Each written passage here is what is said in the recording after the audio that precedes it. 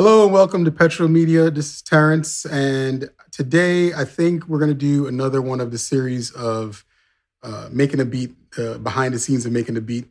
I got a sample that I want to play with. I decided I'm going to chop it up on the 5000.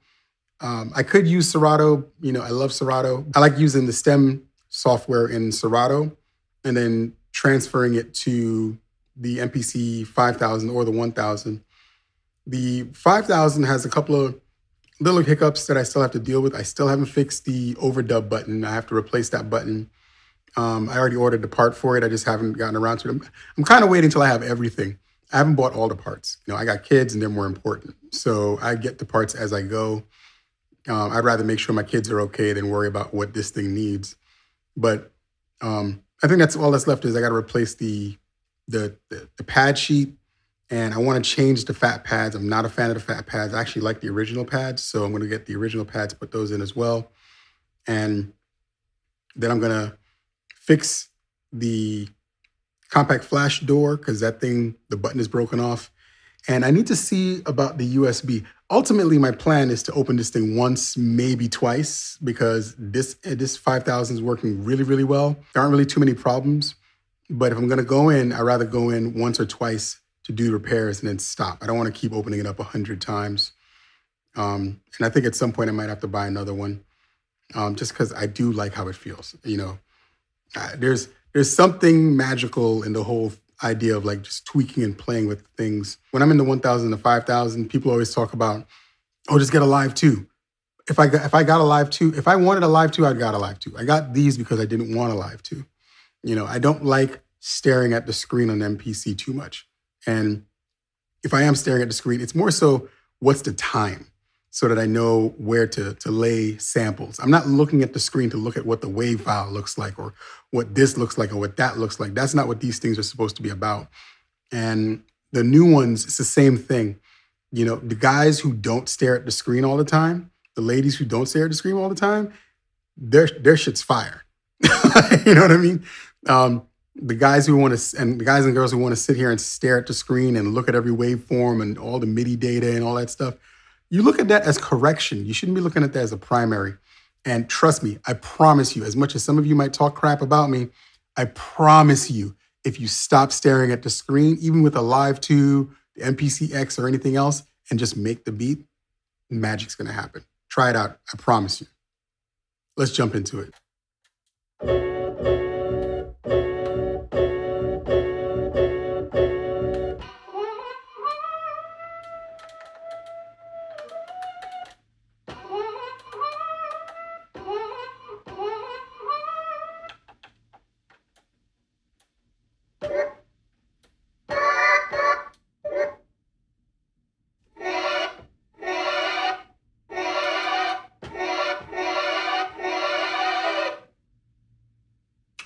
Oh, damn it. That's why you don't go fast. Gotta do it all over again. Okay, I can do this.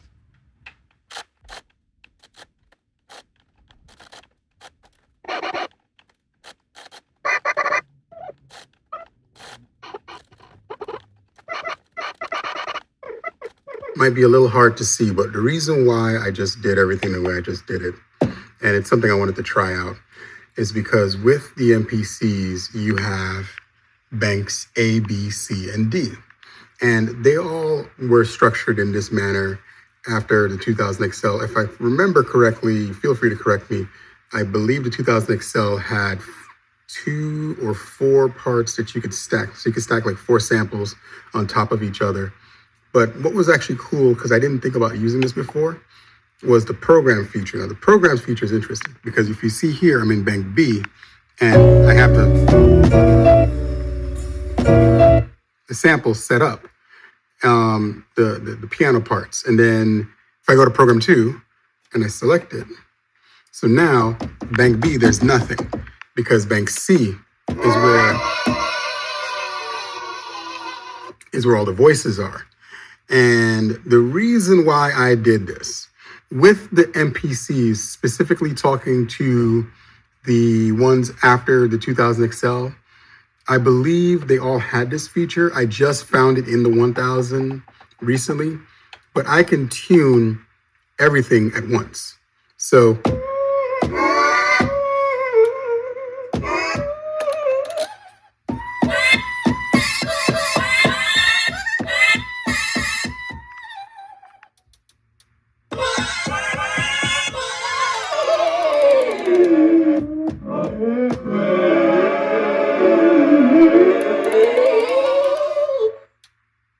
that is beast mode right there. So if I go back up to program 1, go back to bank B, and I go down to here,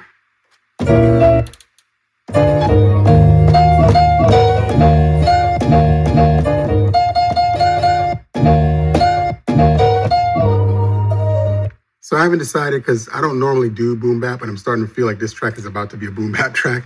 We'll see. But the cool thing about that is, like I said, that now I can separate those two things and not worry. Whereas before, if everything is on program 1 and I do bank A, program 1, bank B, program 1, C, program 1, and on down the list, what ends up happening is the pitch shift affects everything instead of things separately. So I can literally tune the melody one way, even though I've already pitched it in Serato. I can tune it one way, and then I can tune the voice a different way, and then I can add things on top of that. So this is a quick handheld of what's going on. Now let's get back to the actual video.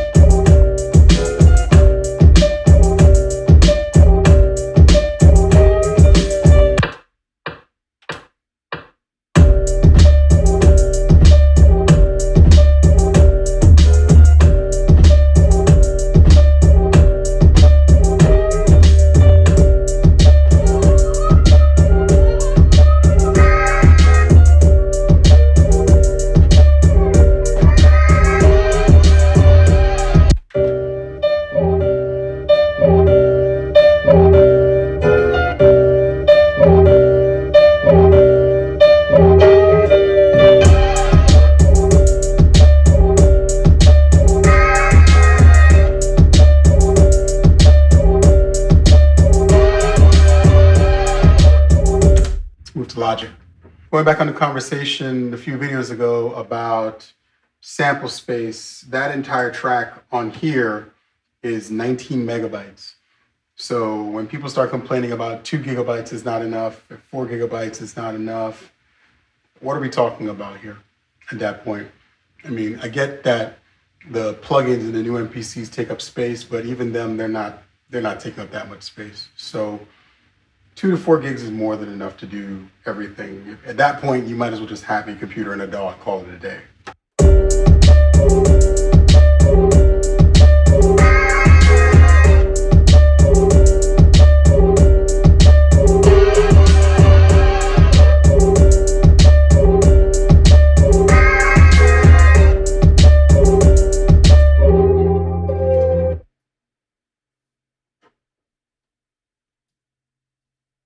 Now, one of the things that I check real quick before I go into Logic is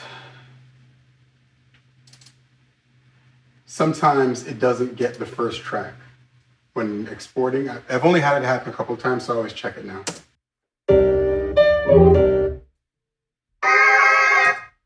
Okay. I think it was like a glitch. It's like once or twice I saw it happen. I don't know why it happened, but it did. It's annoying, but it's such a minor thing. Half the whole process of making music is solving issues. I mean, I'm not saying that you want to have a ton of problems, but they happen. So you got to be able to be flexible to deal with them when they pop up and not get too frustrated. It can be frustrating. Believe me, it can be frustrating, but I know you all know that, but don't let it take over your life. Just look at it, find a workaround, or solve the problem altogether, whichever way you want to do it. Just don't be lazy. That's my biggest thing with people is don't be lazy and complain. Find a solution to the problem and then move forward. I'm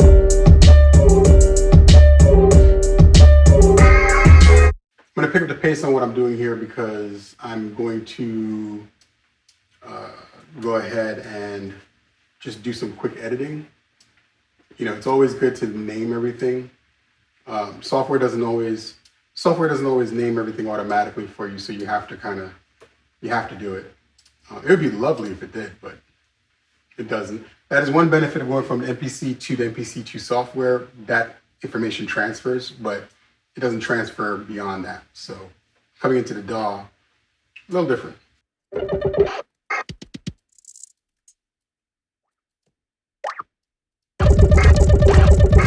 So I always add the tempo lock to it using the flex time tool.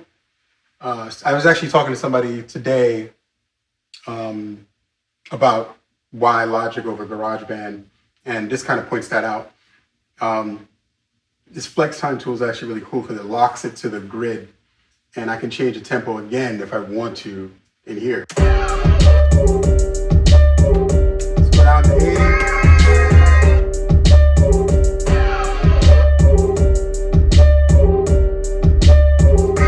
Let's take it up to 100, 105 actually.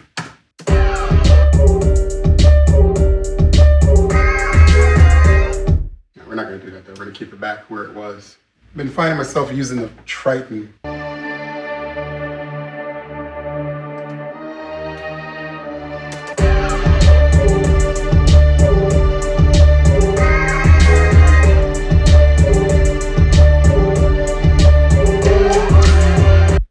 Y'all getting to see some of my secrets today.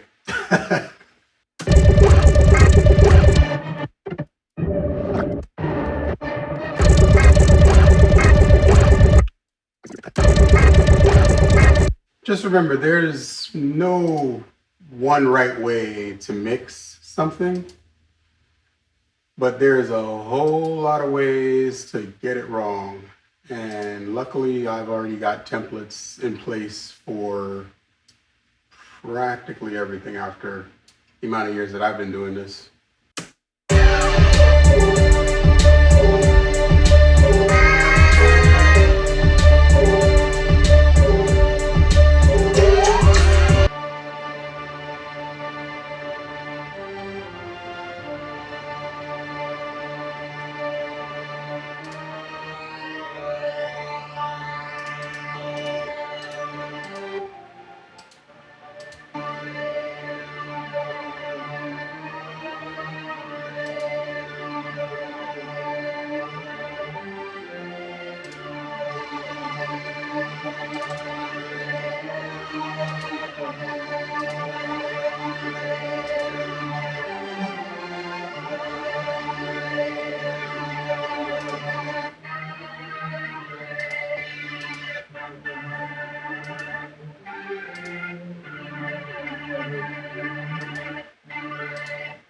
this is my secret sauce at this point. I'm a huge fan of Neve. The old Neve stuff was really good. So this plugin emulates several of the console's parts, the compressor, EQ, the drive. The console too feels like the 88R the most, and I love the 88R. These, like this 1073, this I feel is the closest to the 88R. So we're gonna go with that and see how that sounds.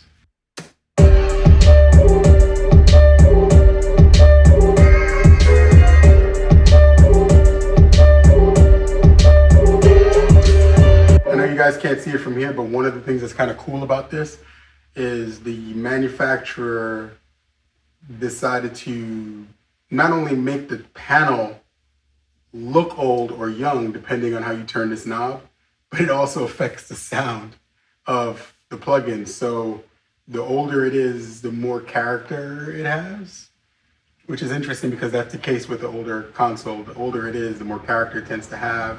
Certain channels feel a certain way. They don't feel like how they did when they were brand new. So I love this on my master. And I have a bunch of other stuff on the master that I just have I already have it set the way I want it. So all I have to do is turn it on. And the mission when I mix is, at least for stuff like this, is to get it to the level where I feel it sounds great. That way when I throw ozone on it, ozone just takes the last bit and take it like that last 5% and then it's done. If it's not done before ozone, then it's not done.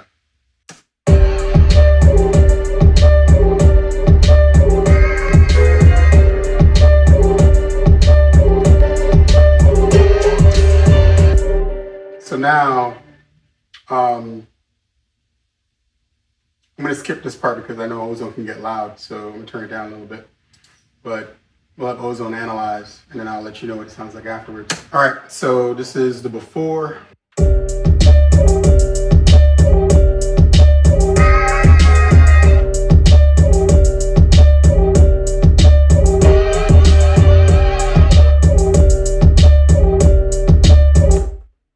And this is the after.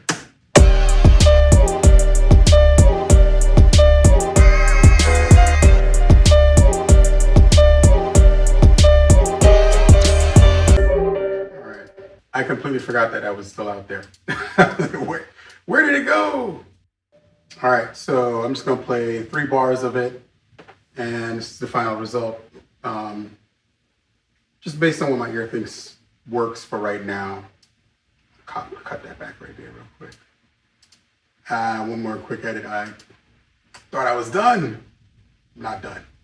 I think I'm done now.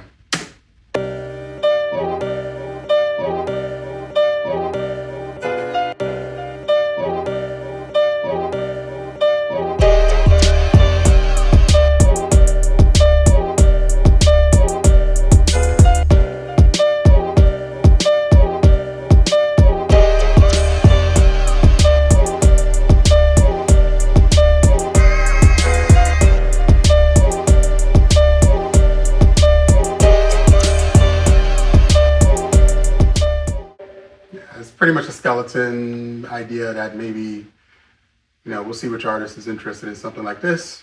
And then, we can add on from there. The tricky thing with production is knowing when to stop. Like when you're making stuff just for yourself, you can go all in and do all sorts of craziness and whatnot. But when you're making something that you're shopping to an artist, you want to leave some space for them to be creative. One of the bad habits I had a long time ago was I would make a track and add 40 parts to it for whatever reason. And then the artist would be vibing with it and they're loving it, but there's just so much going on that they're not sure where they fit in the song. And that's a turnoff. So when you're making a record, I said this before, you don't need to add a lot of parts. I didn't, as you saw, I think it was 10 tracks or something like that. And there's still room to add stuff. So I left room to add more to the beat if I wanted to, but there's enough meat on the bone that an artist can take a bite and say, oh, you know what? I think we should add this to this. Oh, you know what? We should add that to that. So You got to give them room. Create the canvas that they're going to paint on, but don't make it a masterpiece without the artist. Because what are they going to paint if you don't? If you walk in with a full canvas completely done, mountains, trees, birds, wind, rain, the whole night, where are they painting? Like, what's left for them to do? Don't do that. If you like what we've been talking about, like, share, and subscribe. And I'm really enjoying this series of just making beats in the background of what goes into that. Maybe I'll actually sit down and do a video on how I go about my mixes. As you saw, I tend to mix loud first and then I turn things down. And the main reason for that is to leave headroom for the plugins on the master chain to do their work. If you have everything maxed out all the time, there's no headroom for anything to do anything. So then what's the point? It just all sounds like crap. Like, share, and subscribe. Catch me next time.